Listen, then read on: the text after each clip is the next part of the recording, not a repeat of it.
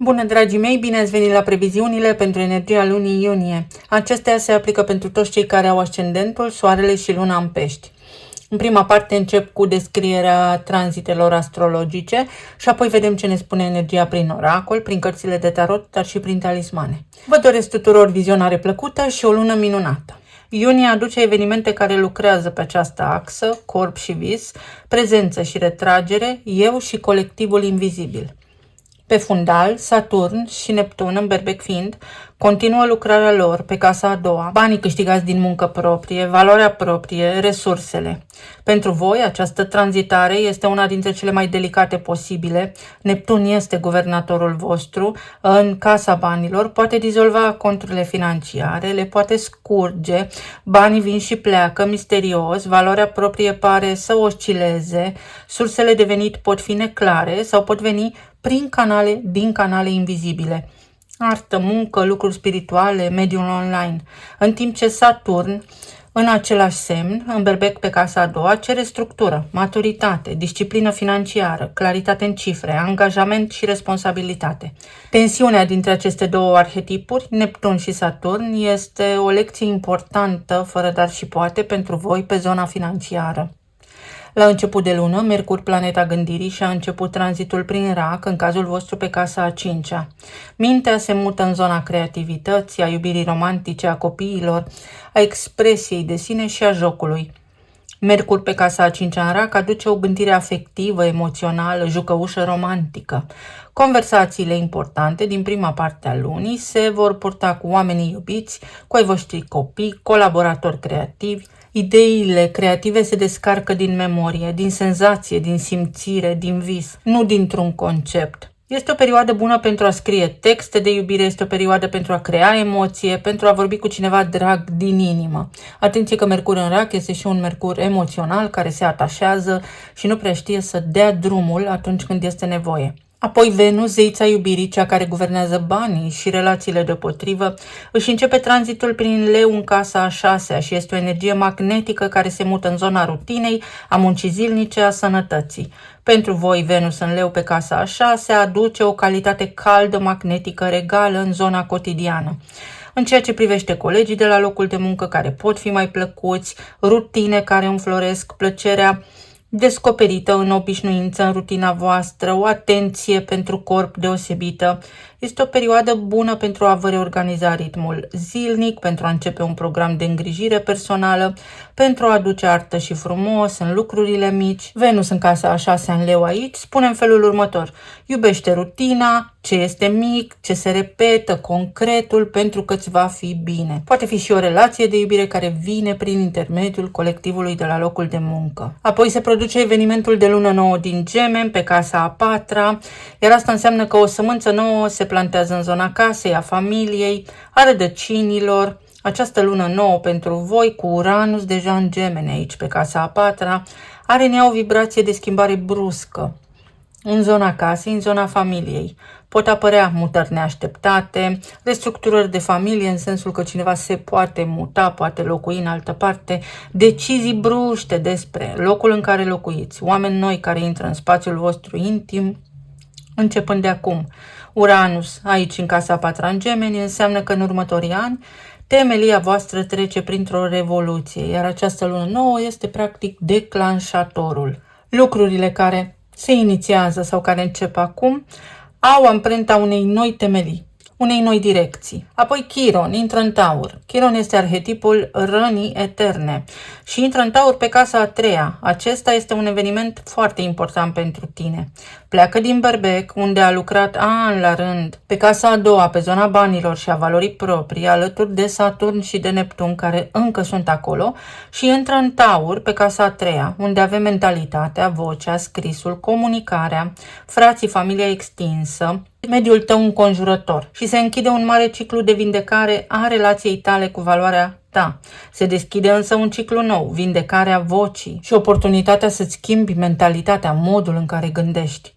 Răni mai vechi legate de nu pot vorbi, nu sunt ascultat, nu sunt auzit, vocea mea nu contează, m-am temut să spun ceea ce gândesc, pot ieși acum la suprafață. Pentru voi, care mai degrabă simțiți decât verbalizați, această perioadă este una dintre cele mai profunde în termen de vindecare. Vocea voastră vrea să fie auzită, astfel că începe un ciclu de aproximativ 8 ani de recâștigare a cuvântului, de voce personală. Și în iunie se deschide această ușă și pășiți pragul, dar este o ușă și un prag care merită toată atenția. Soarele se mută în zona creativității și a iubirii. Solstițiul îți deschide practic o lună de înflorire creativă și romantică. Pentru voi, această perioadă de o lună pe casa 5-a este una dintre cele mai dulci ale anului. Energia ta vrea să creeze, să iubească, să se joace, să călătorească. Întreabă-te ce vreau să creezi. Este un moment foarte bun să lași să iasă din tine ce este frumos, să creezi frumos, cum vreau să iubesc. Poate fi vorba și despre un moment în care cunoști pe cineva nou. Poate fi o perioadă mai bună în relația actuală pe care o ai. Lumina solstițiului nu face altceva decât să îți aprindă inima copilărească. Poate fi ceva extrem de benefic dacă ai copii, dacă ești părinte. Apoi, la sfârșit de lună, Mercur începe perioada de retrogradare aici, în casa a 5-a în Rac, și în același timp se formează evenimentul de lună plină din Capricorn, din casa a 11-a. Practic, această axă a creativității și a comunității este activată în același timp. Mercur retrogradează aici și ne uităm la proiectele creative, conversații cu oamenii iubiți, relațiile cu copiii, pentru că toate acestea cer reevaluare și revizuire. Pot reveni din trecut vechi iubiri, prieteni cu care ai creat ceva frumos în trecut, copiii care vor să-ți spună ceva nespus. Poate fi vorba și despre a-ți vindeca rănile copilului interior. Simultan, luna plină din Capricorn pe casa 11-a aprinde zona prietenilor, a comunității, a grupurilor, a viziunii pe termen lung, a viitorului. Ceva ce ai construit luni de zile, planurile tale de viitor sau prietenii. Acum, în acest moment, ajungi la o concluzie în legătură cu tot ceea ce am enumerat. Un proiect de grup se poate închide sau tu nu mai rezonezi cu anumiți oameni. O decizie despre comunitate capătă claritate. O viziune pe termen lung își arată forma. Sau te răzgândești în legătură cu anumite planuri de viitor. Pentru voi, această zi, sfârșitul de lună, de fapt, al lunii iunie, cere o claritate despre cum se vede lumea în timp ce voi creați ceva nou. Și fix în ultima zi din această lună, pe 30 iunie, Jupiter intră în Leu și începe tranzitul după 12 ani în casa a 6-a. Jupiter în Leu pe casa a 6-a este o binecuvântare directă pe munca ta zilnică, pe sănătate, pe rutină și pe corp. Începe un an jupiterian în care pot apărea joburi noi, condițiile de la locul de muncă se pot îmbunătăți, starea ta de sănătate se poate ameliora, te poți vindeca de anumite afecțiuni, rutina ta poate deveni sursa de putere, corpul poate primi vindecare și expansiune. Pentru voi, rutina nu este neapărat punctul vostru forte, să spunem, iar Jupiter pe casa a 6-a aduce aici o binecuvântare prin concret, vă ancorează. Anul acesta care începe este unul în care munca ta zilnică poate crește, în care corpul tău poate fi îngrijit, în care rutina ta devine sursă de bucurie, nu o povară, scăpați de ceva ce v-a stresat, se schimbă o direcție. Trebuie doar să știți cine sunteți, cine vreți să fiți și către ce vă îndreptați, pentru că ceva la nivel de plan de viitor se schimbă. Lucrurile pot căpăta sens și pot căpăta sens foarte frumos, atâta vreme cât voi vă puneți în acord cu intuiția voastră și cu sufletul vostru. Dacă nu este pentru suflet, atunci nu are sens să investiți timp și energie, pentru că nu trece proba timpului. Să vedem acum ce ne spune și oracolul. Energie. Un sistem de suport puternic sau aveți energie să duceți la bun sfârșit planurile pe care vi le faceți. Metamorfoză numărul 22, o schimbare. Se transformă ceva și aici văd un mesaj foarte puternic. Ai grijă către ce îți îndrepți atenția, pentru că acolo îți aloci toată energia. Nu mai risipi timp și energie pe lucruri care sunt insignifiante. Uite, pentru că poți fi foarte ușor distras. Nu-ți asculți intuiția sau ești poate pe alocuri influențat de factori externi, când ar trebui să rămâi concentrat pe viața ta, pe rutina ta, și în acest sens te ajută Jupiter care începe tranzitul în Leu. Vei fi tras să te îndrepți către ceea ce ți este benefic și această senzație s-ar putea să fie una de smulgere, să ai senzația că pe alocuri, din când în când, te zbați, nu-ți ies anumite lucruri și nu-ți ies pentru că nu sunt potrivite pentru tine. Așa ajută Jupiter și el lucrează cu materialul clientului. Să nu mai aloci energie în lucruri care nu sunt utile sau nu sunt potrivite. Să vedem pe zona de relații, plan material și emoțional, ce aduce această lună.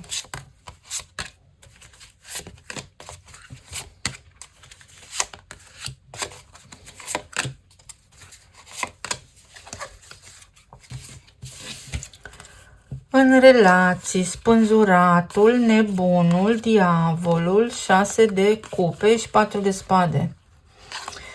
În primul rând, în unele cazuri, s-ar putea să revină din trecut o persoană care fie a fost o atracție nebună, pasiune la superlativ, mult magnetism, mult erotism, relație care s-a blocat într-un anume moment din spațiu și din timp, pentru că altfel v-ar fi epuizat. Și când spun epuizare, spun boală lungă, moarte sigură.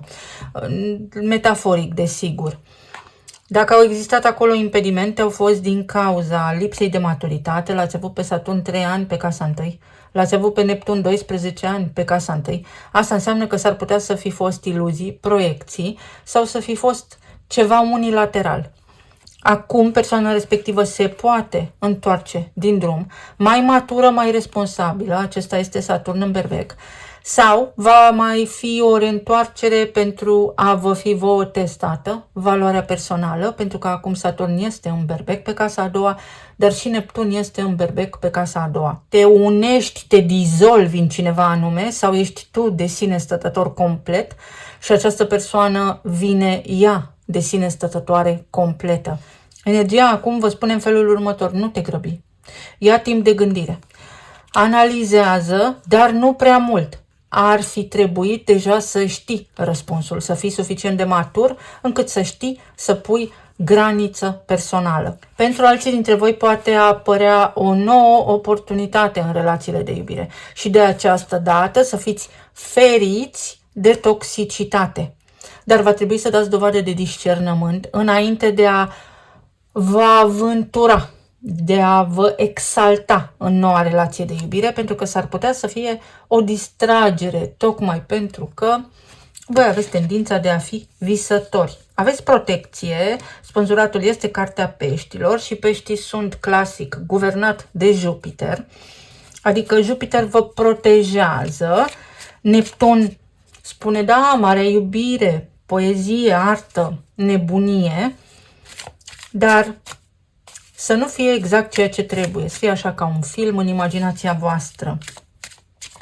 Vă ajută aici Saturn să ancorați în concret, să vă uitați exact la acțiunile repetitive, recurente ale omului la care vă gândiți voi acum. Pentru aceia dintre voi care aveți o relație deja formată, poate fi o perioadă de analiză, mai stau, nu mai stau, pot fi aici niște provocări cu autoritățile, pot fi aici niște soluții în relația cu autoritățile, orice ar însemna asta.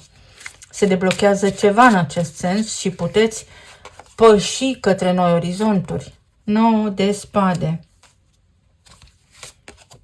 În alta preoteasă, să vă ascultați intuiția și să nu mai trageți concluzii pripite, să nu fiți pesimiști, să nu puneți răul înainte. 3 de cupe.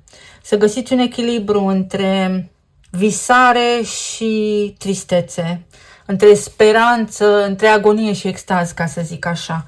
Pentru că există o predispoziție să oscilați foarte mult, iar energia vă spune echilibru, nu mai investiți energie în ceva ce nu știți dacă funcționează, testați puțin terenul. Voi și partenerii voștri de viață, după ce ați testat un teren, acum trageți o concluzie, vă apucați de ceva.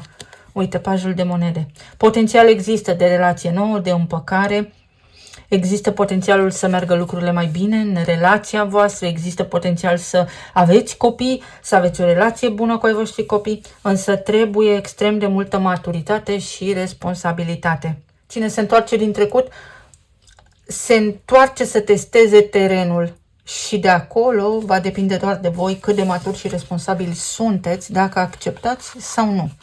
Pe zona planului financiar, frumos, avem soarele, 3 de monede, 10 de cupe, pajul de cupe.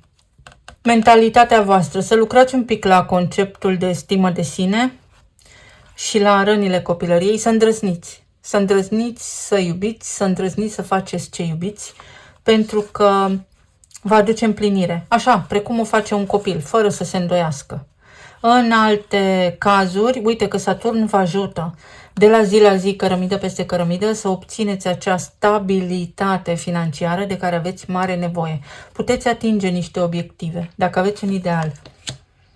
Îl puteți atinge, dar prin responsabilitate, consecvență și perseverență. La locul de muncă se rezolvă ceva. Vă ajută Jupiter să aveți de lucru. Să aveți mereu pe ce pune mâna. Să aveți mereu bani pentru tot ceea ce aveți nevoie. Jupiter nu promite îmbogățire, însă promite o mică plasă de siguranță, să spunem de sigur, dacă și faceți ceva pentru asta. Cavalerul de spade, niște interviuri, o călătorie, o delegație, niște vești care vă susțin și vă ajută să rezolvați niște lucruri extrem de importante începând cu această lună. Pentru următorul an, tranzitele vă susțin să vă atingeți obiectivele, însă atenție, pentru că aici este un fel de atenție împrăștiată către mai multe lucruri deodată. Și aveți nevoie de concentrare direct la țintă. Să nu pierdeți din vedere obiectivul și să rămâneți concentrați pe tot ceea ce aveți de făcut pentru a ajunge la destinație. Vreți un loc de muncă nou? Nu vă dați bătuți până nu-l obțineți. Ceva de genul acesta. Iar emoțional, avem 6 de bâte, steaua din nou, 2 de monede, 5 de bâte și asul de spade.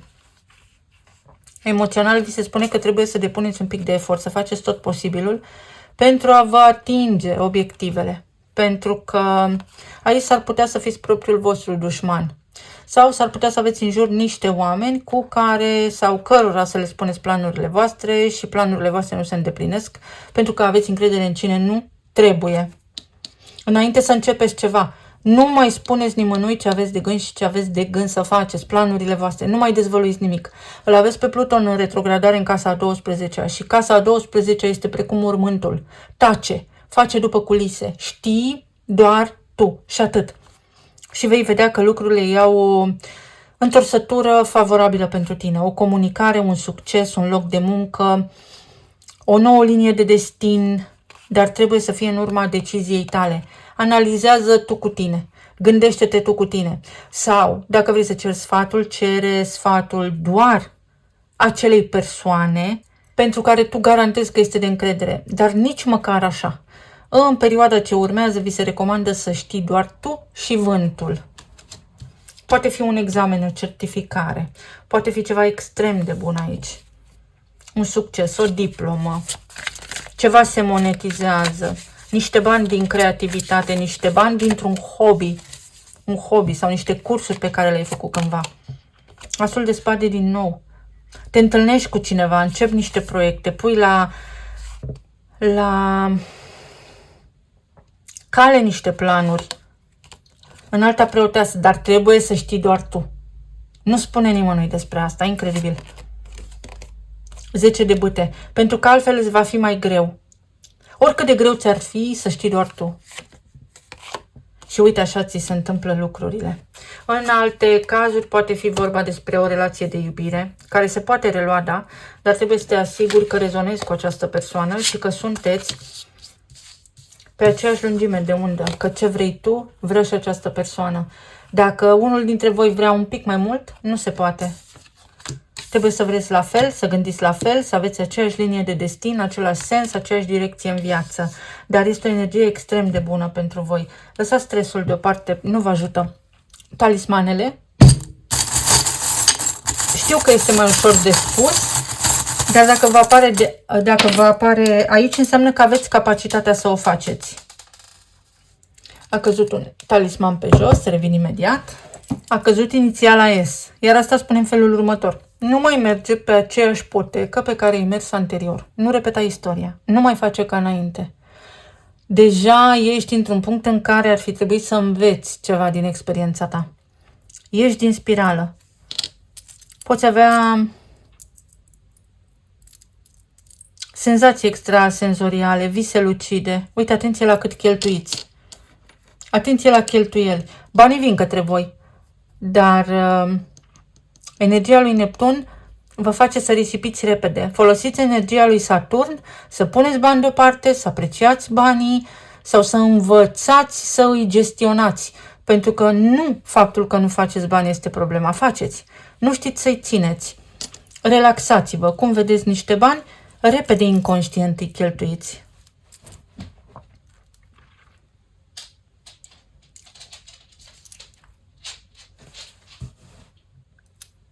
Bună, eu sunt problema. Nu tu, eu sunt problema. Știți care este problema? Stresul. Cu cât veți fi mai relaxați în această lună și veți înțelege, nu este nimic personal. Totul se rezolvă. Aveți puterea să rezolvați. Totul are o soluție. Cum ați rezolvat până acum, veți rezolva și de acum înainte. Uite, ancorarea, norocul. Aveți noroc și financiar și în relații. Se echilibrează ceva, câștigați ceva și revine ceva. Trebuie doar să învățați să rămâneți pe linia de plutire, să mențineți direcția și concentrarea pe ceea ce vă doriți. O vizită se anunță, o călătorie se anunță, un concediu se anunță, plecați în concediu unii dintre voi. Dragonul. Ceva ce a început anul trecut își găsește acum încheierea. Vremuri mai bune se arată. Există tendința de a cheltui bani pe lucruri de, să spunem, igienă personală, dar care sunt mai scumpe decât ar fi util în acest moment să cheltuiți, iar energia vă spune că există această tendință de a cheltui mai mult pentru a vă valida. Este un mecanism de supraviețuire și de apărare împotriva faptului că aveți o stimă de sine scăzută. Ridicați-vă stima de sine, atenție la enzime, la digestie, dacă nu digerați ceva. Este din cauza că nu puteți avea încredere în oameni sau pentru că oamenii v-au tot dezamăgit. Începând de acum, dacă vreți ca oamenii să nu vă mai dezamăgească, în primul rând să nu mai aveți așteptări de la ei și în altă ordine de idei, nu le mai spuneți ce vreți să faceți. Nu le mai spuneți, nu mai împărtășiți cu nimeni viața voastră personală. Cel puțin o perioadă. Aici avem un copil. Ori copiii voștri au parte de un progres, se întâmplă ceva bine aici, relația merge bine, vă puteți împăca, vă puteți vedea, plecați împreună undeva, sau este vorba despre o sarcină sau despre a fi bunici. Mai multă încredere în voi și vă aveți nevoie să vă calmați sistemul nervos, pentru că este o agitație aici, cu Uranus pe casa a treia, sigur că la nivel mental este bruiaj, scurt circuit. Uranus în Gemene acolo aduce multă agitație mentală și insomnie. Nu aș lua neapărat tratament alopat pentru insomnie, ceai de mușețel, să vă calmați sistemul nervos. Iar aici avem J și S, un limbaj de programare și un limbaj de comunicare. Schimbați-vă mentalitatea, faceți tot ceea ce puteți voi să schimbați ceva în viața voastră, pentru că aveți șanse reale să aveți o viață extrem de bună, șanse reale să vă eliberați de niște constrângeri în relația de iubire. Dacă vreți să divorțați, nu va fi o problemă, tutela copilului. La nivel financiar, aveți șanse reale să câștigați bani. Atenție doar la cheltuială. Este ca și când v-ați duce la coafor în fiecare lună și v-ați tunde considerabil și apoi spuneți că nu vă crește părul. Exact așa, banii vin la voi. Dar cum vin, așa există tendința să plece și de repede, pentru că vă este teamă cumva de succes. Să coborâți în lucruri concrete. În fiecare zi să faceți câte ceva pentru ceea ce vă doriți. Rutina voastră se poate îmbunătăți. Aveți un obiectiv. În fiecare zi lucrați pentru obiectivul vostru, pentru că se poate realiza. Jupiter și Soarele. Soarele și Jupiter se vor întâlni în Leu, iar asta înseamnă în casa voastră a șasea, la locul de muncă, sănătatea, rutina voastră, ce faceți voi în mod recurent, puteți să schimbați niște tipare, puteți să renunțați la niște vicii, în cazul în care aici partenerii voștri de viață nu știu, au niște vicii din astea super ciudate, puteți să le sugerați o terapie, pentru că este nevoie de terapie aici, este ca și când ar fi hipnotizați, nu sunt conștienți de ceea ce fac. Puteți ajunge și voi și partenerii voștri de viață să fiți conștienți de ceea ce faceți, dar mai presus de toate de ce declanșează acest tipar inconștient pe care voi sau partenerii voștri de viață îl aveți. Altfel spus, o nouă viață, un nou drum, o nouă etapă. Foarte multă noutate. Vă doresc să aveți o zi minunată, o lună minunată și să fiți bine oriunde sunteți voi în această lume. Să ne auzim cu bine data viitoare. Pa, pa!